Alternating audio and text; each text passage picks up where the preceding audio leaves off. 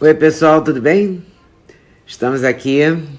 Daqui a pouco estarei conversando com Roberto Jefferson.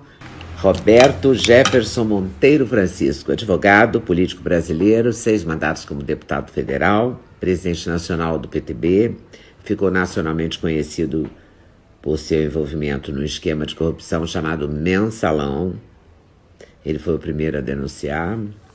Tem uma coisa interessante, né? Foi condenado pelo Supremo, foi cassado em 2005. Estou prestando atenção aqui porque ele vai entrar já já.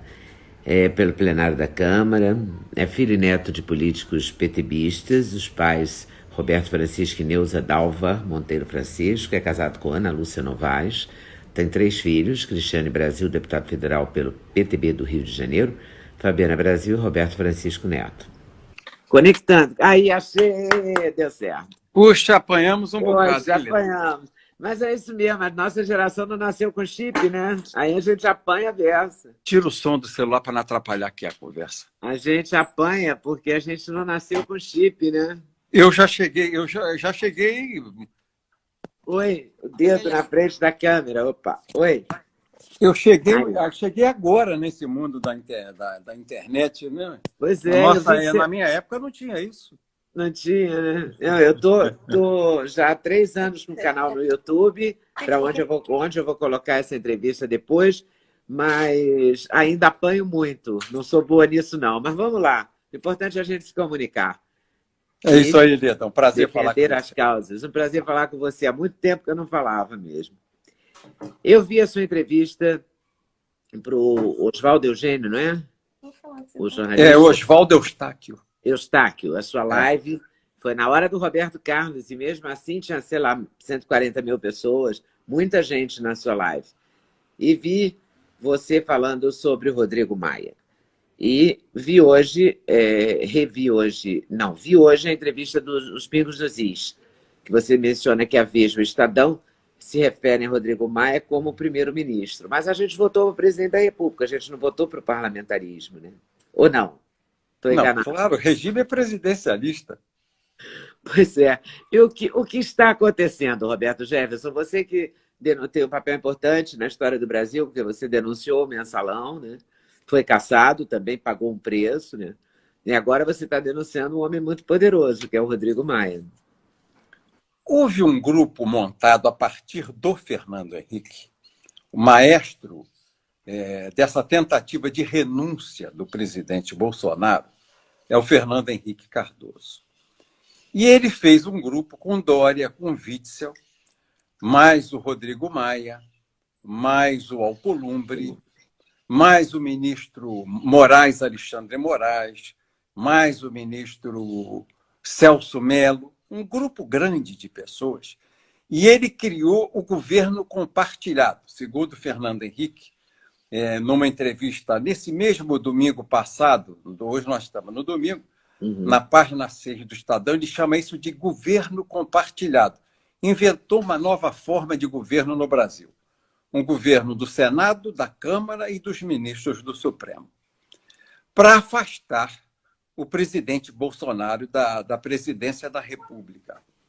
E no mesmo dia sai a matéria na Veja, em páginas amarelas, uma coisa consertada, que eu digo com C, de conserto, ajuste, chamando o Rodrigo Maia de primeiro-ministro e o Rodrigo Maia, presidente da Câmara, do alto da importância do cargo que tem, porque é o presidente da Câmara do Legislativo do maior país da América Latina, que é o Brasil, dizendo que o Paulo Guedes, ministro da Fazenda, não é um homem sério.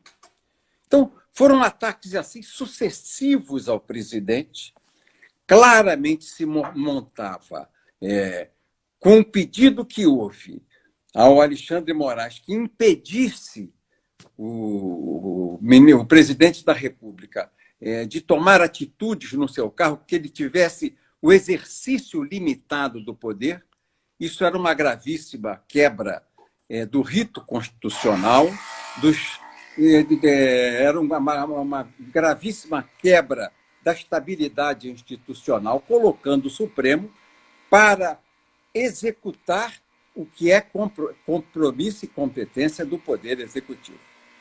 Quando nós percebemos isso, denunciamos naquele programa, naquela live que eu fiz com o Oswaldo Eustáquio e depois no Pingo nos Is. E deu uma repercussão muito grande. Tanto que o Rodrigo Maia saiu da pista. Você vai me dizer, mas por que, Roberto, o Rodrigo Maia tinha tanto interesse? O Rodrigo Maia tramou com a esquerda na retaguarda e o DEM e o PSDB na linha de frente, nesse acuamento do presidente Bolsonaro, votar uma PEC de número 101 de 2003, que permitia que, na mesma legislatura, a Câmara pudesse eleger o mesmo presidente 2 vezes. Porque, ao final desse mandato do Rodrigo Maia na presidência, ele não pode mais ser candidato a presidente da Câmara. Mas ele combinou no Congresso, na Câmara, se ele entregasse a cabeça do Bolsonaro no impeachment, todo mundo se uniria e votaria a PEC da reeleição para ele poder governar até o fim dessa legislatura. Mas com aquela denúncia feita na semana passada e a repercussão poderosa na mídia, isso ruiu, isso andou para trás, não há mais condições políticas de se fazer. O povo foi para a rua, o povo está aí na rua, no Rio de Janeiro, em Brasília e São Paulo, e a tática mudou. Qual foi a tática? Do Moro renunciar para espremer de novo o Bolsonaro. O Moro, antes da renúncia ontem, ele fez uma conversa. Hoje é domingo, sabe? Na sexta-feira, ele conversou com o Alcolumbre, ele conversou com o Rodrigo Maia, ele conversou com o ministro Alexandre Moraes, dizendo que ia renunciar. E montou isso tudo com a Rede Globo. Tanto que a Rede Globo, na Globo News, tinha a carta de renúncia do Moro antes que ele lesse a carta. Então foi uma manobra para ver se instabilizava mais ainda o presidente, acusando o presidente de interferência indevida, criminosa, no Ministério da Justiça, por querer indicar o diretor-geral da Polícia Federal. Ora, é da competência do presidente da República, é poder dele, é competência constitucional dele, nomear o diretor-geral da Polícia Federal. É prerrogativa do presidente. Ele pode, inclusive, investir o ministro dessa prerrogativa dele. Ele pode abrir mão disso. Ele pode abrir mão, mas a lei pode abrir mão, mas a competência é do presidente. Me responde só uma coisa. O Lula, a Dilma, o Fernando Henrique, eu não me lembro, mas algum deles nomeou o diretor da Polícia Federal? Ou trocou o Lula tem matéria no jornal, mas onde ele pede a exoneração. O Bolsonaro não está inaugurando isso. Não, tem matérias nos jornais onde o Lula pede a exoneração do diretor-geral da Polícia Federal, porque estaria produzindo matérias que afrontavam o governo e uma que, inclusive, que o Lula quis da demissão dele, do diretor da BIM, que ele não teria sido avisado em 2007, quando ele foi inaugurar os Jogos Pan-Americanos no Rio de Janeiro com César Maia, que ele levou uma vaia estrondosa. Ele não sabia porque o diretor da Polícia Federal naquela época, pelos seus órgãos de informação, não avisara ele, Lula, que ele ia levar aquela vaia estrepitosa, e o Lula ficou queimado na pista e pediu a exoneração dele. Quer dizer, é um cargo que pertence o seu preenchimento dentro do regime democrático de Estado à competência do presidente da República. E por que o Moro ficou tão ofendido com essa troca, a ponto de pedir demissão? O Moro, ele não era bolsonarista. O Bolsonaro diz que ele não fez a campanha dele. O Bolsonaro ganhou a eleição sem o Moro. Aí nomearam o Moro ministro de Justiça. Mas o Moro tinha as exigências dele para ficar no cargo. Eu entendia que o sonho dele era chegar ao Supremo. Ele renunciou a uma carreira de 22 anos de juiz. Mas esse secretário-geral, esse diretor-geral da Polícia Federal, ele estava trabalhando não para o presidente Bolsonaro, todo vazamento de informação que saía contra os filhos do Bolsonaro, tanto nessa investigação da fake news, como na rachadinha do senador Eduardo, vazava de por dentro da Polícia Federal e a suspeita Tadinha do Flávio. É Flávio, não é Eduardo, né? Flávio Eduardo, Bolsonaro. Não, Flávio. E a suspeita que se fazia que saía pela direção-geral. E o que se sabe no mundo político é que esse vazamento ilegal em processos que são sigilosos estavam atingindo o governo, enfraquecendo o governo. O Moro foi chamado a se explicar sobre isso e o presidente pediu, olha, esse cara está conspirando contra nós, está vazando notícia de maneira ilegal. Isso é que eu sei de publicação no jornal e das conversas no meio político. O Moro, queimado na pista, pediu demissão e fez aquele papel terrível com o presidente de transmitir de público conversas de Estado que são feitas a portas fechadas entre o presidente da República e o seu ministro da Justiça. Uma coisa terrível do pior gabarito. Ontem a deputada Carla Zambelli mostrou outros prints, né? Ela teve que também se defender, porque ela foi afilhada de casamento do Moro. O Moro caiu na rede aquela história de prezada, né? Que ele falou sobre ela e tal. Ela se defendeu mostrando outros prints do Moro, você viu? E o Moro vazou os prints. A moça... Pois é, em resposta o Moro vazou os prints, aí a Carla Zambelli se defendeu mostrando os prints, e eu recebi uma informação hoje de manhã, que deve ser pública, porque não me foi pedido nenhum segredo, que o Fantástico entrevista hoje à noite o ministro Moro, o ex-ministro Moro. É o grupo, né? Globo, Dória, Witzel, é a turma, é a patota. É o grupo. Você fez a campanha do Bolsonaro? Fiz a campanha do Bolsonaro. Fiz a campanha em segundo turno. Em primeiro turno, nós estávamos com o Geraldo Alckmin. E como é que você vê o governo do Bolsonaro agora? É um governo você acha, correto. Porque há toda uma movimentação da esquerda e de gente que antes apoiou o Bolsonaro, como a Joyce Hasselmann, de esquerda, o senador Randolfo Rodrigues. Eu vou dar 2 exemplos só, porque são 30 e tantos, 40 e tantos pedidos de impeachment, não lembro de todos. Ontem, o senador Randolfo Rodrigues entrou com um pedido e a deputada Joyce Hasselmann, que foi uma parceira do Bolsonaro, etc., e que agora quer ser vice-prefeita de São Paulo e se aliou ao Dória, etc., parece que se aliou, também não posso provar isso, entrou também com pedido de impeachment. Você acha que esse pedido de impeachment do Bolsonaro procede, vai progredir? Não progride. Por essas vias, não progride. O povo na rua é Bolsonaro. Não tem povo na rua contra o Bolsonaro. Hoje você teve movimento em favor do Bolsonaro, em frente à casa do Rodrigo Maia, pedindo renuncia Rodrigo, fora Witzel. Você teve na Avenida Paulista hoje o povo dizendo fora Dória, renuncia Dória, fora Dória. E em Brasília, um grande movimento popular pedindo também a renúncia do Rodrigo Maia, do Alcolumbre, e pedindo a renúncia de ministros do Supremo. O povo está a favor do Bolsonaro. Por quê? Porque o Bolsonaro vem fazendo um governo correto, Lila. Eu fui deputado federal por 6 mandatos consecutivos.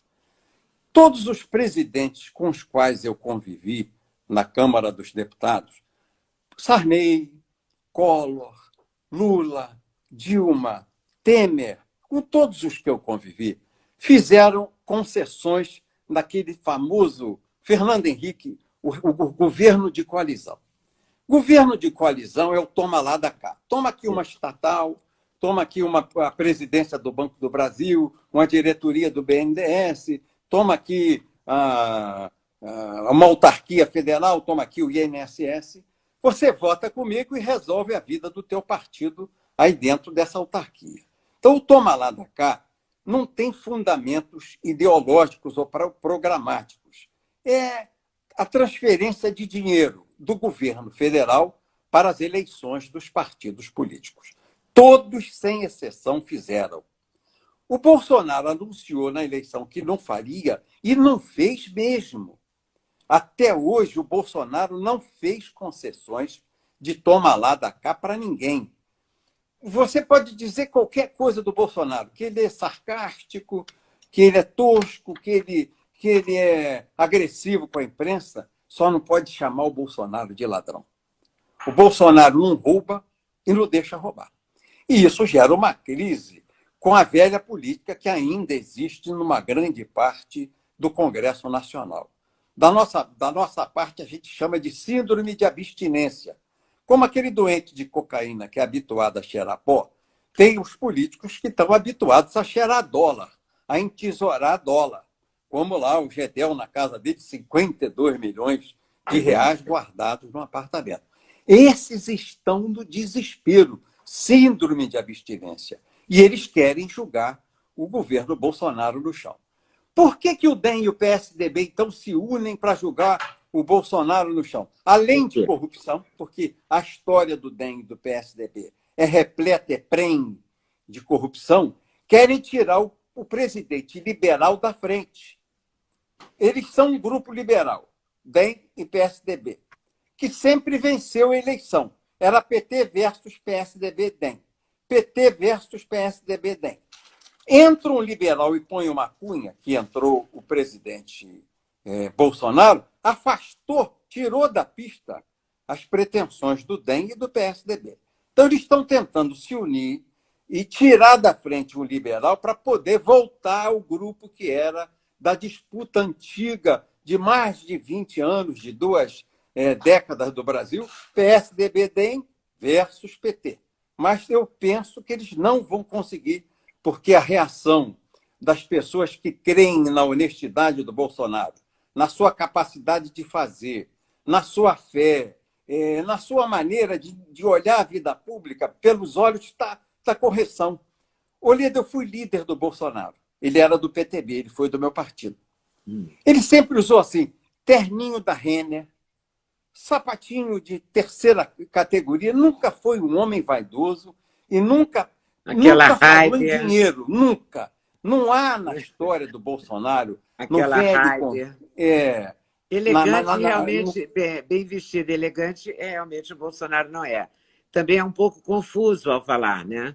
É confuso. Mesmo aquele pronunciamento dele depois saída do Moro, que ele misturou tudo, a piscina do... Quer dizer, dá para entender, mas quem não quer entender, não entende, né? Que ele falou que desligou o aquecimento da piscina, não usou o cartão corporativo, ele tudo misturado com o Moro ali. Ele quer dizer que, diferente ele não é do bom Lula... falando, no improviso. Ele quis dizer que, diferentemente do Lula, que gastava somas milionárias nesse cartão e vivia de mordomia no seu palácio, e ele cortou a mordomia, ele não usa o cartão corporativo. Quer dizer, ele quer mostrar que ele tem atitudes simples.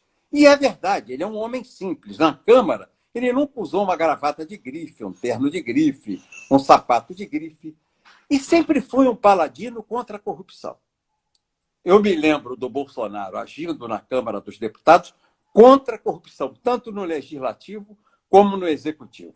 Ele vai, assume a presidência da República e continua a agir da maneira que ele foi conhecido e se tornou homem público.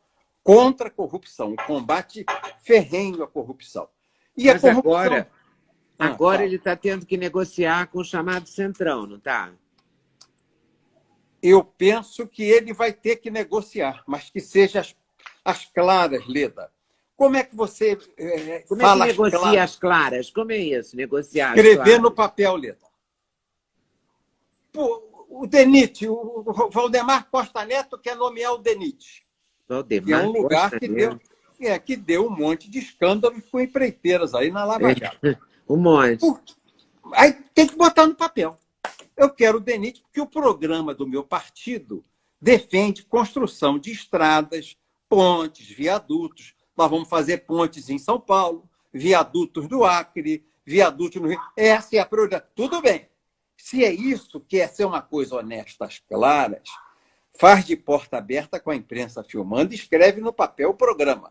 Não pode fazer escondidinho. Olha, tua bancada vota comigo, eu te dou um cargo e você faz o teu dinheiro, sustenta a eleição dos teus deputados e senadores e vamos tocar o Brasil como sempre ele foi tocado. Isso o Bolsonaro não pode fazer. E eu aposto que ele não fará. O protagonismo do Rodrigo Maia, você tem experiência, teve 6 mandatos, você tem anos de Câmara. O presidente da Câmara dos Deputados tinha esse protagonismo mesmo? Ou o Rodrigo Maia, com aquela carinha dele assim, de que não está muito atento, conseguiu esse protagonismo? Como ele não conseguiu fazer o toma lá da cá com o presidente Bolsonaro, porque é muito comum o presidente da Câmara ser o indicador de cargos poderosos na República. E o Rodrigo não conseguiu. Aí ele brigou com o presidente Bolsonaro e passou a fazer a agenda legislativa contra o governo do presidente Bolsonaro. Tanto que esse dinheiro que foi liberado... Ele não aprovou nenhuma medida, né? Ele trabalhou, ele não apresentou, ele boicotou todas. Ele boicota as medidas provisórias. Pacote verde e amarelo, tudo isso. Está afrontando o governo, mas ele tem o destaque, ele assumiu esse protagonismo, porque ele se aliou a esse grupo de gente poderosa, Fernando Henrique, Dória, Witzel, Alcolumbre, é um grupo poderoso, ministros do Supremo, e a voz dessa turma, a voz do Rodrigo, é a maior rede de mídia do Brasil, que é a TV Globo. Então, o Rodrigo virou um galã de novela da Globo. Hoje, ele acorda de manhã cedo escovando o dente, a Globo bota ele no ar. Então, ele virou um grande homem público, transformado num galã global, em função da poderosa mídia que está por trás dele. Mas ele impediu, não colocou para votação vários projetos importantes. Vários projetos Isso é real. importantes. É real. Não, por exemplo, a prorrogação de 5... A carteirinha de estudante, o tempo da carteira de motorista, né? Tem várias coisas assim que... O fim dessa eleição para o reitor das universidades federais, sim, que viraram ninhos de comunistas. A cabeça da serpente do comunismo no Brasil hoje é a Universidade Federal. Tudo isso que veio por medida provisória, o Rodrigo deixou caducar. Ele não permitiu que votasse. O fim da carteirinha da Uni, porque acaba com o dinheiro da Uni. A Uni o que é? PCdoB. Não tendo dinheiro, não tem bagunça de estudante na rua. Você requereria pelo computador ao Ministério da Educação a sua carteirinha, mas ele não. Isso era medida provisória. O que fez o Rodrigo?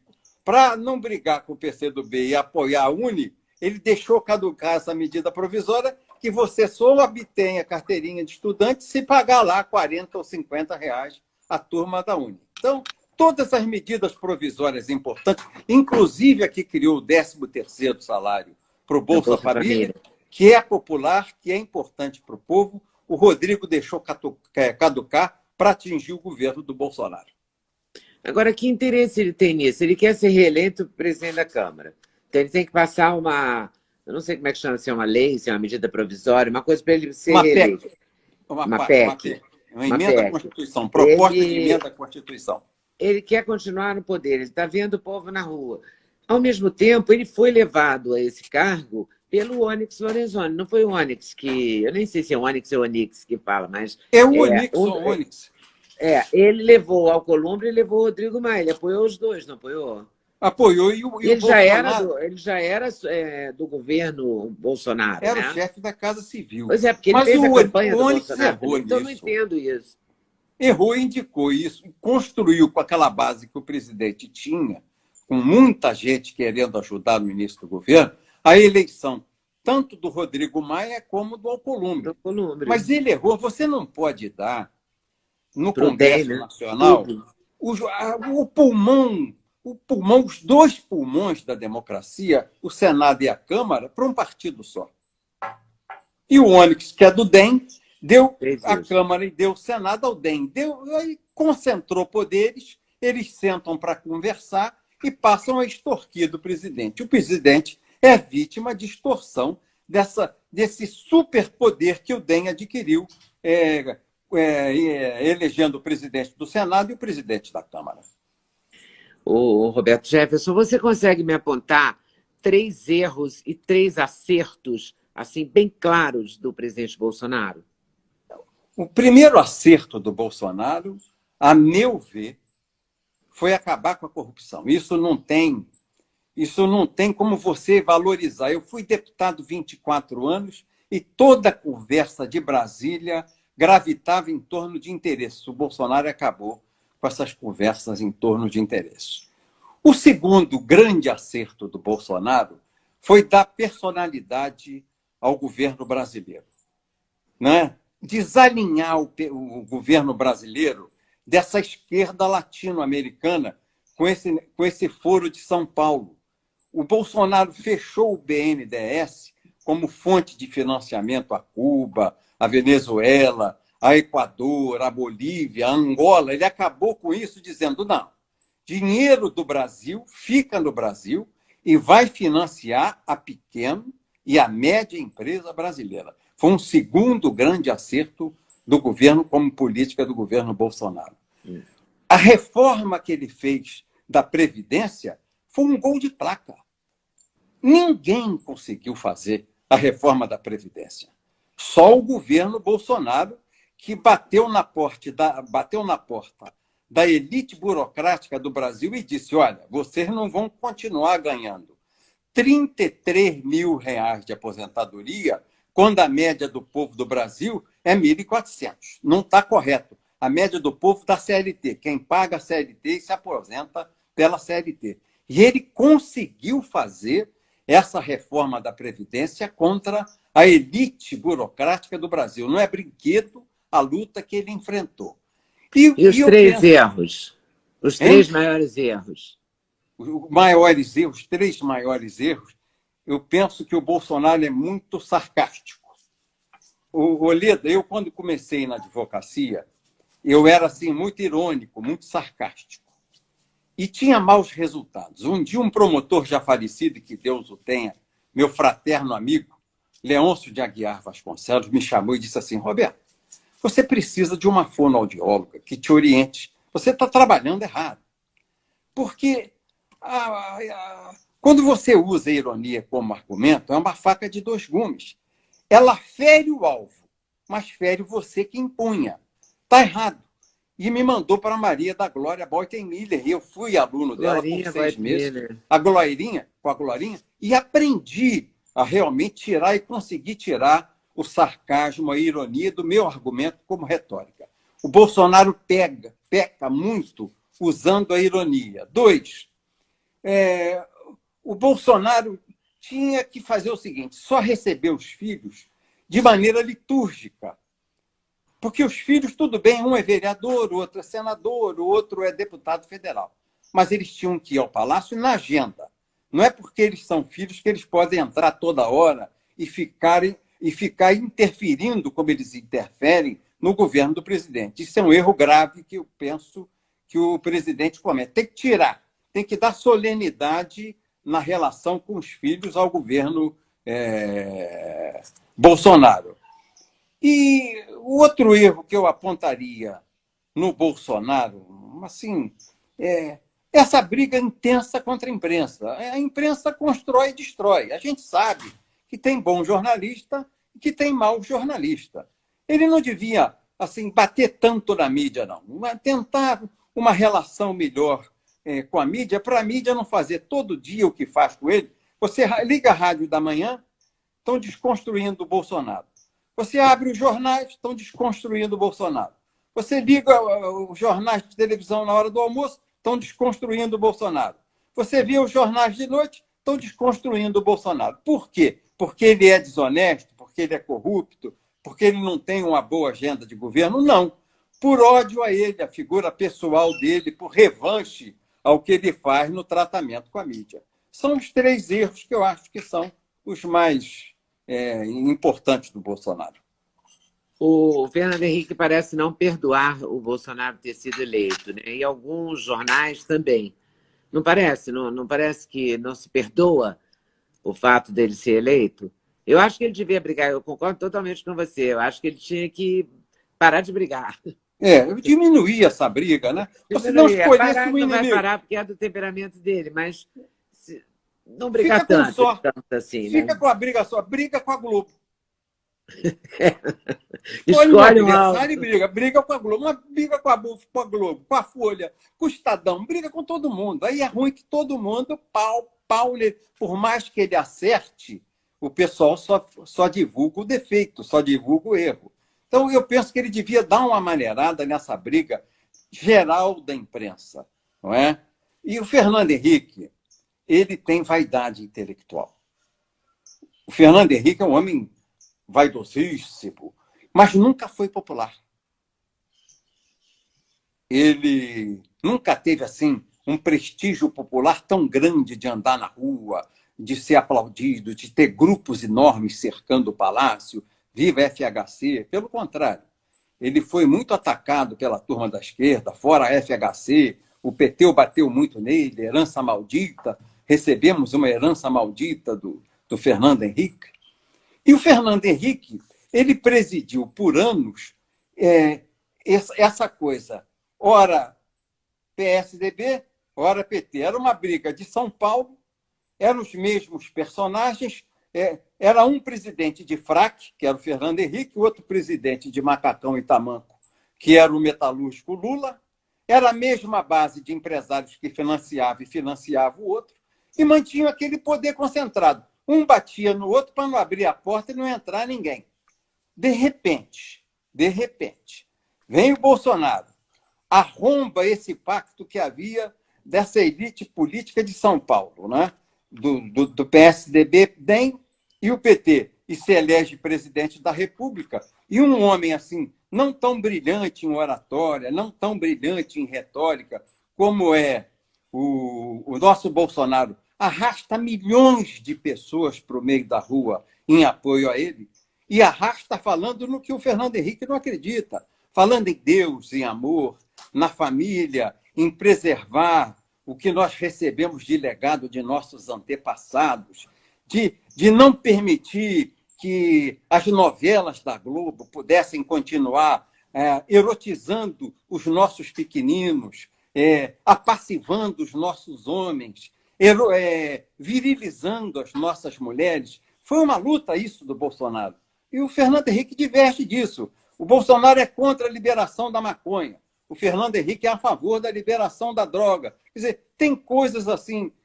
Um se acha a encarnação do intelectual francês nascido na Revolução Francesa no Brasil, que é o Fernando Henrique. E o outro é um guerreiro do povo. Tem a espada na mão e fala o que a família média brasileira sente. O que você tem vontade de fazer politicamente agora? Ser presidente do PTB te basta ou você tem saudade do Congresso, saudade do seu mandato? Como é que você lida com isso? Eu vou falar uma coisa a você. Eu, como presidente do PTB, tenho muito mais liberdade, porque eu sempre fui um bom deputado, presente. Podiam falar de mim o que quisesse, mas eu era o deputado presente nas comissões e no plenário da Câmara. Só que o Congresso, a Câmara e o Senado são duas prisões. Você entra lá 8 horas da manhã, sai meia-noite, 1 hora da madrugada. Né? E ainda sai na imprensa que você é vagabundo que não trabalha. A verdade é que há uma injustiça. O Congresso é a genie nacional. Há essa injustiça. O deputado trabalha o dia inteiro e isso não aparece. E eu, como presidente do PTB, eu posso viajar. Eu vou ao Acre, eu vou a Roraima, eu vou a Rondônia, eu vou ao Amazonas, eu vou ao Rio Grande do Sul, eu vou ao Piauí, eu vou a Pernambuco, eu vou a Minas Gerais, eu vou a São Paulo. Quer dizer, eu não fico preso ao plenário da Câmara, você entende? E eu tenho oportunidade de conversar política e construir política. Então, eu não sinto assim vontade de voltar ao plenário da Câmara, não. Eu me sinto mais livre fazendo a política partidária do que exercendo um mandato de deputado, virando escravo, virando prisioneiro da Câmara dos Deputados. Você ficou muito chateado quando te caçaram?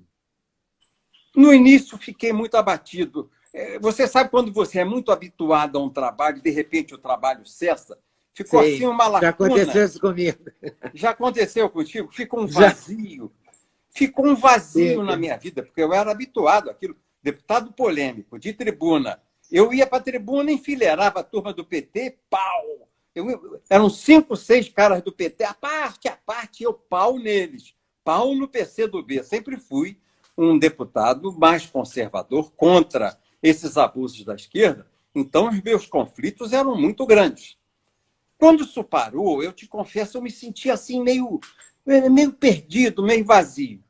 Mas comecei a escrever um blog, fiz um Twitter, comecei a levar a sério a presidência do PTB nos compromissos que exigem. Hoje eu conheço o Brasil, não só as capitais do Estado, mas muitos municípios do interior dos estados do Brasil. Conheço todos os estados e várias cidades de cada estado do Brasil. Então, conheço o nome de todos os delegados do PTB, dos presidentes regionais, dos vereadores da capital, dos deputados estaduais. Por quê? Permitiu que eu tivesse uma convivência muito mais estreita com eles do que quando eu era deputado federal. Parece que o Bolsonaro já escolheu hoje, eu não entendi até agora se escolheu ou não, porque não tem uma palavra oficial ainda, pelo menos a hora que eu entrei aqui para conversar com você, ainda não tinha visto. O Jorge Oliveira como ministro da Justiça. E ontem ele tinha indicado o Alexandre, acho que é Ramagem, né? Que foi chefe da segurança dele para diretor da Polícia Federal. Essas pessoas são próximas dele. O Moro acusou ele de querer interferir na Polícia Federal. Você acha que seria uma boa escolha, o Jorge Oliveira? Porque ontem tinha se falado naquele Thompson, acho que Thompson Flores, né? Talvez o desembargador não queira renunciar ao seu cargo de desembargador para ser ministro, né? Pode ser. Eu penso que é isso. Mas eu não vejo autoridade no Moro para falar isso. Tem um filme que está rodando na internet. Quando o Bolsonaro era candidato, num aeroporto, estava lá o Moro lanchando com os seus seguranças. E o Bolsonaro pede licença, estende a mão para cumprimentar o Moro. O Moro nega cumprimentar, nega a mão, nega o aperto de mão ao Bolsonaro. Quer dizer, ele se achava acima da classe política. Eu não teria nomeado o Moro, meu ministro, em hipótese alguma. Alguém diz uma frase, não sei se foi você ou se outra pessoa disse, que você não deve nomear quem você não pode demitir. Claro que não. Ele é doutor honoris causa em um monte de universidade, o paladino do combate à corrupção. Você vai botar foi um belo trabalho dele no combate à corrupção, sejamos justos. Concordo com ele, mas ele devia ter ficado lá como juiz, porque como ministro, o combate à corrupção acabou. Cadê a Lava Jato? Acabou. Então, foi pior para o Brasil ter o Moro ministro do que ter o Moro como juiz. Porque naquela época ele prendia, fazia busca e apreensão, toda hora aparecia o japonês, aquele policial da Polícia Federal, algemando um, algemando outro, levando para Curitiba. Quer dizer, era muito mais importante do que ser ministro. O que o Moro fez como ministro da Justiça? Fez nada. Não teve papel nenhum. Foi uma figura opaca, uma figura apagada. E quis ter luzes no momento que saía. E fez o que é pior, a meu ver. Leda, eu aprendi a fazer política. Você disse, meu avô foi vereador pelo PTB em 1946, meu pai foi vereador pelo PTB na década de 60, 50 e 60. Eram homens que sacavam um fio de bigode assim, valia a palavra. Porque na política, Leda, não tem nota promissória, não tem cheque pré-datado, nem contrato escrito. Vale o que é dito, vale o que é combinado. Quando você é desleal à palavra na política, você acaba. O pior político é o desleal, é o ingrato, é o que cospe na mão amiga ou atira no companheiro pelas costas. O Bolsonaro agora, eu faço até essa imagem figurada, é um leão sozinho na savana do Planalto Central, sendo agredido por um bando de hienas. Rodrigo Maia, Alcolumbre, Alexandre, o ministro Alexandre Moraes, Celso Melo, Dória, Witzel, agora Janaína Pascoal, todo mundo, todas as hienas mordendo para tirar um pedaço do leão que é o Bolsonaro, brigando sozinho. O Moro, em vez de ser solidário, aguentar mais um pouquinho, acabar essa pandemia aí, de pneumonia do vírus coronavírus, e sair, Ele sai nessa hora de crise, num momento dificílimo, na hora que já saiu o ministro da Saúde, nós temos um novo ministro da Saúde, ele sai e atira no presidente pelas costas. Para mim, a melhor frase foi a do Alexandre Garcia. Eu estava vendo um Twitter do Alexandre Garcia que eu queria ter subscrito, Leda, que ele diz assim: eu olhei para o céu azul maravilhoso, e vi que o Adélio esfaqueou o presidente Bolsonaro no peito. O Moro esfaqueou pelas costas. Foi uma coisa horrorosa. Olha, o Moro, a meu ver, saiu pela porta dos fundos. Saiu mal, saiu de Judas, saiu de traidor, saiu de grato. Muito ruim. Mas parece que ele vai ser... Moro 22 já está sendo lançado, né? Já deve ser candidato a presidente, o Mandetta de vice, né?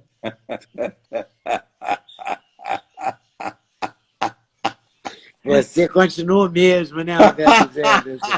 Continua o mesmo. Ai, meu Deus. Você acha que o Bolsonaro vai conseguir levar esse mandato até o fim? Ah, vai. Porque ele não me parece ter o perfil de quem renuncia. Não renuncia. Né? Acho que ele não tem esse perfil. E Leda, quer dizer, tudo pode acontecer, porque tudo pode acontecer, né? Sim, mas só o Bolsonaro, eu penso que só tiram o Bolsonaro do Palácio do Planalto na bala. Ele vai sair só do tiro. E a base do Bolsonaro é uma base muito forte, muito sólida. A base do Lula é uma base remunerada. São esses sindicalistas do Mortadela, que só vão para a passeata se tiver sanduíche de mortadela, cerveja, cachaça. É o Movimento Sem Terra, que também só vive com vultosas verbas. É o Boulos com esse movimento sem teto, que só vive com vultosas verbas. O povo da esquerda, o povo do Lula, só vai para a rua com dinheiro. Agora você olha o povo do Bolsonaro. Vai pela alma, pelo coração, vai de peito. E essencialmente, quem faz a base do Bolsonaro? Policial civil, policial militar, bombeiro, policial rodoviário federal, policial federal, militar nativa, militar reformado. Olha só quem é a base do Bolsonaro. É uma base forte, disposta à luta. É uma base de leões. É uma base de leões. Não é aquela turma dos coletivos da Venezuela, não. É uma base de leões. Se tiver que ir para a luta, vai. Se tiver que defender o chefe leão, o leão maior, o leão líder, esse grupo vai para a rua e vai defender. E nós também. Você acha que pode, se eles insistirem em tirar o Bolsonaro, pode ter perigo de uma guerra civil? É isso? E eu aposto no nosso grupo, que é esse grupo do Bolsonaro. Ontem, eu falei numa live, num grupo fechado, para policiais civis, militares, bombeiros, rodoviários federais, agentes penitenciários, policiais penitenciários, 750 homens e mulheres. Leda, a energia que passava na conversa deles comigo, assim, do culto aos credos, dos legados da família, do amor a Deus, eles entendem que a família é a trincheira contra o comunismo. Eles entendem que a família é a resistência aos braços longos do comunismo chinês.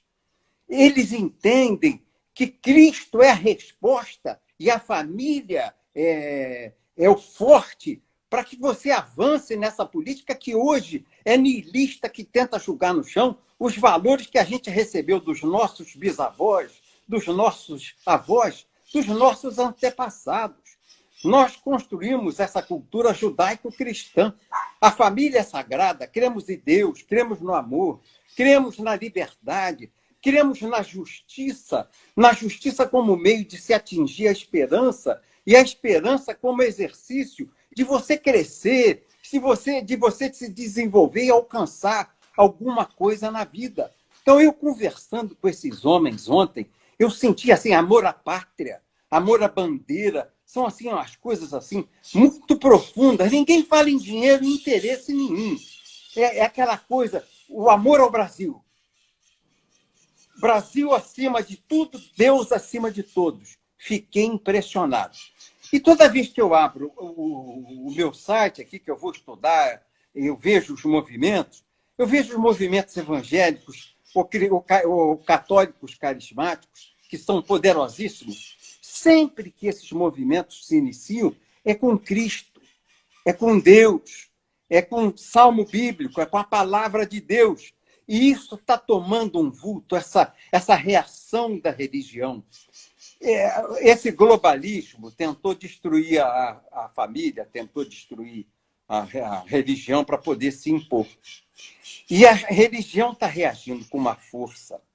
A família de Deus está voltando com uma força que não tem 1,5 bilhão de comunistas na China que seja capaz de suplantar, minha irmã.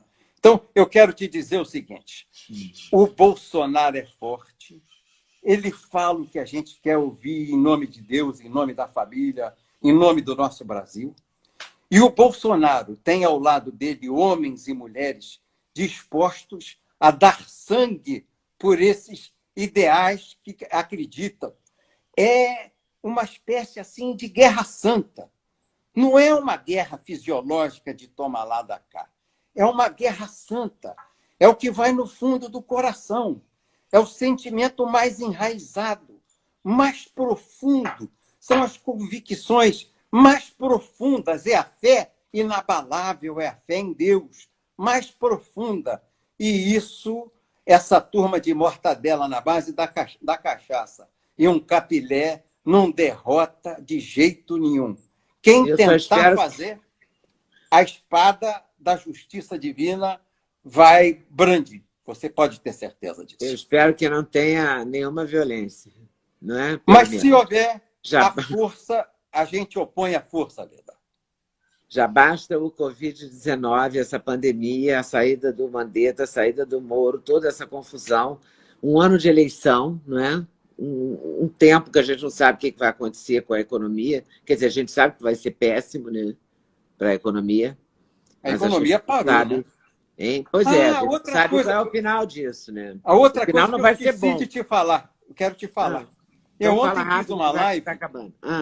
Uma live com o pessoal de mercado financeiro. Eles disseram que o Moro foi extremamente irresponsável. Por quê? O real desvalorizou em valor ao peso argentino 40%. O real desvalorizou em relação ao dólar, que foi para quase R$6. Os contratos futuros, os juros dispararam. Meu Deus. Então a economia parou. Parando a economia, os empregos cessam. Eles disseram que foi extremamente irresponsável, gerando uma grande crise econômica, esse pedido de demissão repentino do ex-juiz Sérgio Moro. Meu Deus, eu soube que houve uma live do mercado financeiro, o Banco Mundial está apostando no dólar a 7,80. Com as possibilidades do dólar chegar a 7,80. É desesperador, né? É desesperador. Bom, depois do mensalão, do petrolão, vem aí o Covidão, é isso? Vem o Covidão, que o Rodrigo Maia liberou sem contrapartida, dinheiro de custeio, que é sangue na veia, transfusão de sangue, dinheiro de custeio. Num momento de calamidade pública nacional, todo prefeito, tendo na sua cidade gente doente ou não, decretou calamidade. E o que isso resulta? Ele pode pegar o orçamento... Não tem mais licitação. Tudo é sem licitação. Você vê, o Covidão já está aí. Olha o Rio. O governo do Rio já é acusado claramente na imprensa de comprar equipamentos de saúde, tendas hospitalares, respiradores artificiais, por preços 3 vezes mais caros que o Caiado em Goiás. Mas, Roberto Jefferson, os navios chegam no Rio de Janeiro. No porto do Rio de Janeiro ou no porto de São Paulo, ainda tem que embarcar num caminhão e ir lá para Goiás. Aqui é pertinho. Tinha que ser mais barato o Rio de Janeiro, tinha que ser mais barato que Goiás. Mas o Covidão já chegou aqui no governo do Rio de Janeiro. As compras já são milionárias, porque eu entendo, Leda, que o Rodrigo Maia, nessa tentativa de juntar prefeitos, governadores e políticos contra o Bolsonaro botou esse dinheiro na mão deles sem licitação para que eles fizessem o caixa 2 de campanha, para ter dinheiro na eleição. Isso é o Covidão. É mais um escândalo que o Brasil vai apurar depois das eleições. Vai ter outra Lava Jato, agora o Lava Covidão. Agora eu lavo. Roberto Jefferson, muito obrigada por você ter aceito conversar comigo e com nós todos que estamos aqui ouvindo você. Obrigada a Ana Lu por ter ajeitado essa live, né, no sentido operacional. E muitíssimo obrigada, mas a gente tem que terminar, senão o Instagram corta a gente. Leda, obrigado a você, querido. E quero dizer que você está mais jovem e mais bonita. Quem dera, Roberto. Deus te abençoe, que você continue assim. O tempo é implacável. Mas eu estou ficando envelhecido, mas você bebeu água na fonte da juventude, cada dia mais menina. Quem dera. Muito obrigada. Obrigada mesmo. Tudo de bom para você, Leda. Um grande abraço. A você. Tudo de bom.